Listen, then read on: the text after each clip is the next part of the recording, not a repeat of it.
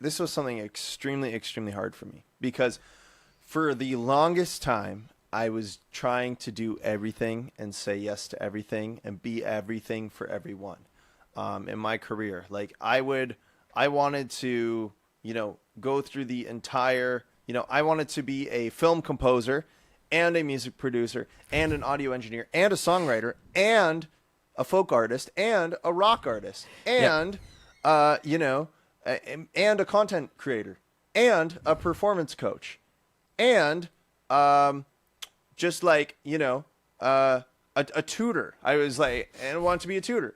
And I was promoting local concerts and I was doing live sound and I was like, creating like networking events for the music scene. So I was literally doing like 20 different things and trying to build a career out of that. And I could never get the ball rolling in any one direction because I was constantly, as soon as I would get far enough down one road, I'd be pulled like a magnet back to the starting point and going down the other one. And so I'd keep like, I wish I could draw it out, but I'd keep like, if I was in the center of the circle with all these spokes, I could never get down to the edge of the wheel where the success is because I'm always like slightly in this one, slightly in this one, slightly in this one. And literally what I would go back and tell myself is like, look, it's great to want to do all these things. And saying yes to everything is good for a little bit of time while you find out what you like. But if you can just niche down sooner and find that thing that you can get good at, you're going to be successful, And so like for me, my example of this is like, what is it now? A little over 3 years ago, deciding to go into mixing full time. And then making that transition and then just like getting really, really good at it. And like, I pair music production also with mixing. Like I still take on select artists to do music production for, but I niche down into like studio recordings and getting really good at this one thing. I don't, I don't do live sound anymore in the capacity I did. I don't do, creating networking events and organizing like registration lists for like local events. And so like I chose one thing. And if I had spread my attention across everything else, I never would have been able to turn this into like a full-time gig, for example. I was so pulled in so many different directions. And I think the thing to realize is like, look, the reason we're afraid to pick a direction is because we don't want to be stuck in something for our whole lives. Like, let's say you're afraid to go into only sound design. Oh, and that's another thing I want to be, a sound designer. And I literally did like sound design jobs too. Just picking one, like you're afraid to go into like, let's say all sound design because part of your heart like also loves music and you don't want to go too far that way because then you fear like you'll lose this other part of yourself. But the thing is like, it just because you go down this path now, just because I went down mixing now, doesn't mean I'm in mixing forever. Like another thing I want to do is like help other people and teach other people. Like I went down this mixing path like 4 years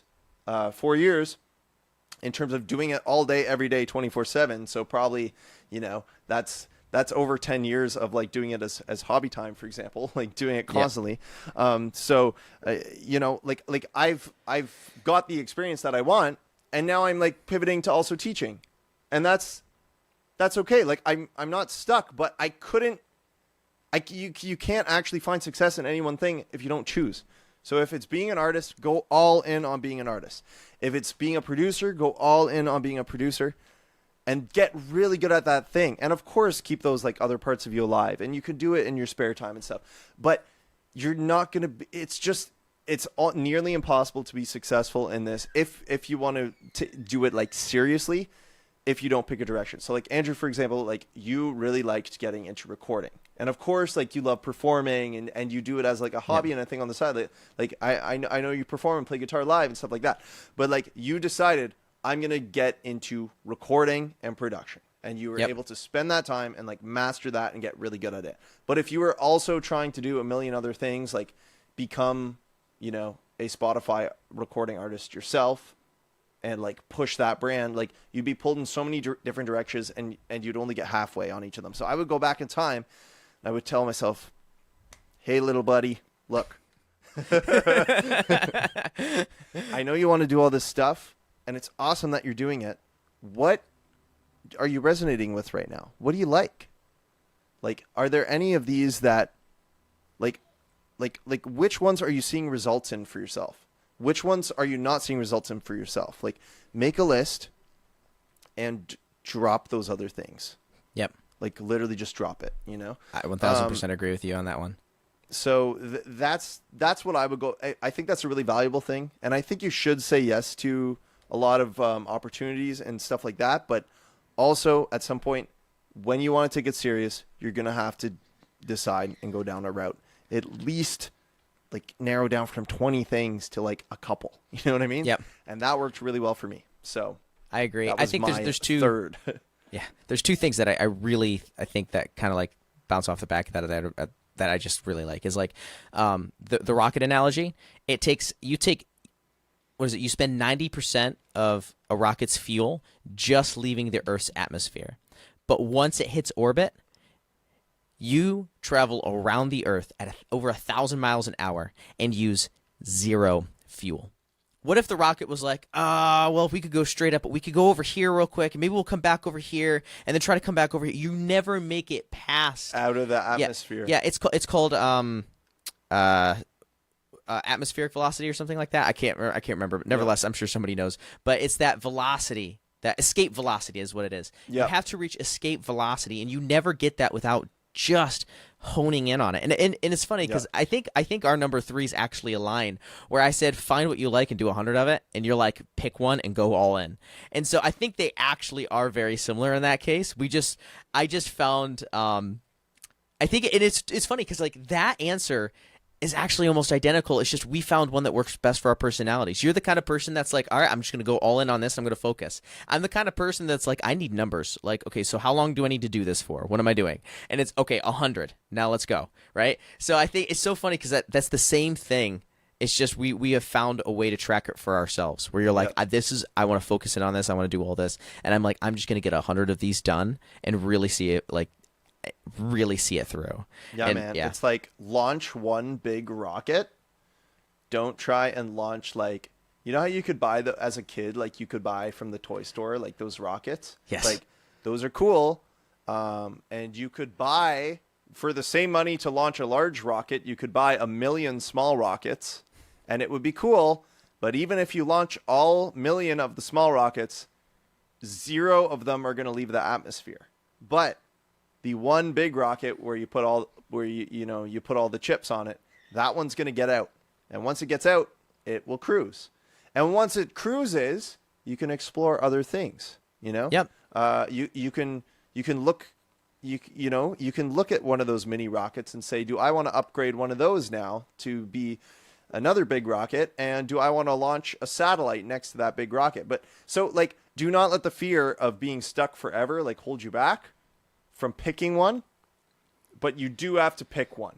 Yes. And just cut out the distractions, you know? Yep.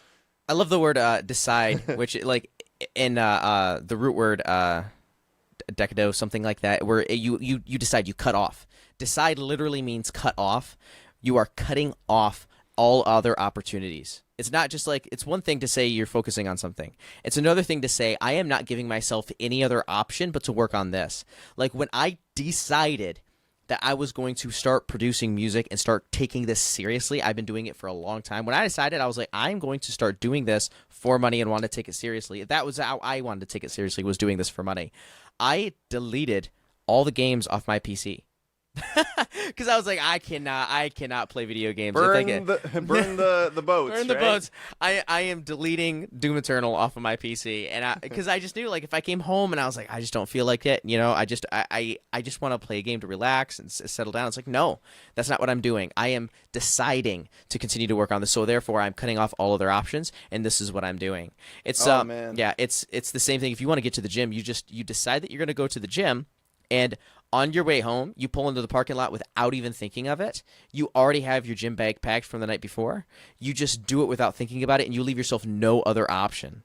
You just cut off all other options and just go all in on that one thing. So, yeah, I think, dude, great number 3. I think you nailed that one, bro. Well, I think we totally agree, and I think a cool way to maybe end this episode is just to piggyback off of you. There's this story about, you guys can research it and tell me how wrong I am, but I think like a Spanish general, for example, way back in the day, and they were going to take over this city, right? And they arrive at the city on the coast via boat. And the soldiers,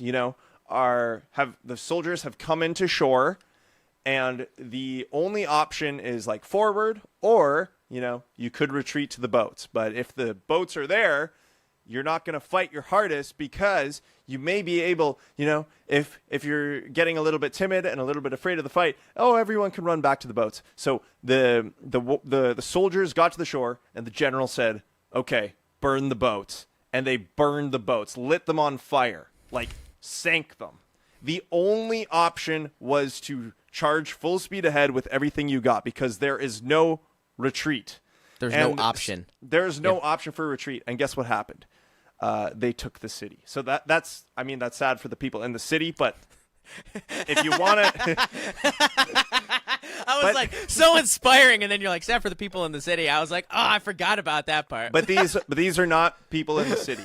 These are like the demons of your life holding you back. Like, you need to burn the boats.